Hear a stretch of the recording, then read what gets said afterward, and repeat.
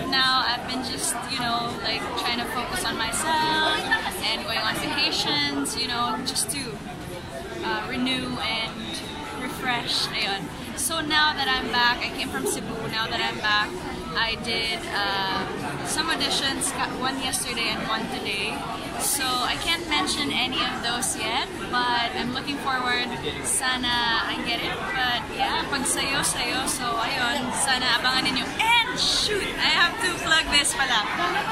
Finding You under Regal, starring Jerome Ponce and Jay Nuneza. Ako po dun yung isang girlfriend ni Jerome. So the trailer is out na sa cinema, but like sa YouTube wala pa eh. So it's out there on the cinemas. And ayun, now we're going to watch Mystified on iFlix, and I'm really looking forward kasi si Ate Iza and si Ate Karil, they're there, they're my friends, and like they never failed me when they're acting, and I'm so excited. So ayun. How is it working with Jerome Ponce again? Oh my God, it's so funny kasi may kissing scene kami ni Jerome. So parang from Be Careful With My Heart, napabebe, well, we were pa-cute and, ngayon it's a different level. So parang kami ni Jerome, let's just be professional kasi, like, this is work. And nung una ako yung na-awkward kasi hindi ko pa nagagawa. Tapos parang si Jerome, "Ay lang yan, Claire, kaya mo yan." Binigyan niya, pag nagawa na natin yan, okay na yan. Tapos nung nagawa na namin, siya yung na-feel na siya yung nag-iba. Parang, shit, oh my God, magkaibigan tayo. So ayun, okay naman. It was a fun experience. Especially doing it with someone I know, mas okay. Because you get to, open kayo sa isa't isa na, uy, huwag ganun, or like, mas okay siguro kung gawin natin to, ganito.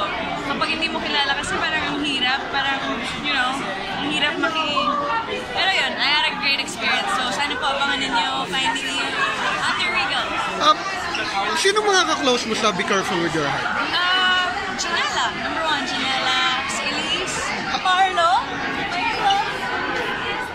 Hi guys, yung music video ni Marlo. Nasa mix na sa top 12. Yes, okay, leading. Yes. So yun, Marlo, Watch it. Jerome.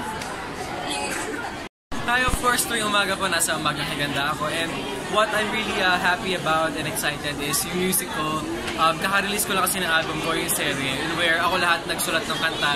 And yung career single niya, piniplay sa PBB every night. Bali, parang siya yung theme song right now kasi dahil ni Lou saka ni Andre.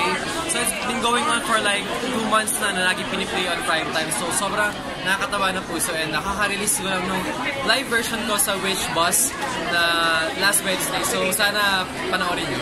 Meron na bang plans for a new teleserye? Sa ngayon, maybe on the works, pero hindi ko pa ma-finalize kung paano. Pagka may story ko na lang and everything, doon ko lang sasabihin.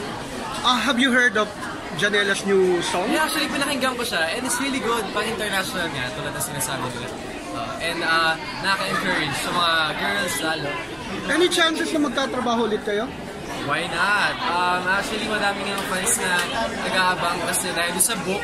Pero kasi I Love You since 1892 na book na under ABS-CBN na ngayon na sobrang best seller talaga siya for ilang months na. Sobrang dami niyang followers. And then, ako yung una na-cover for that. And I think nag-shoot na din siya ng cover niya.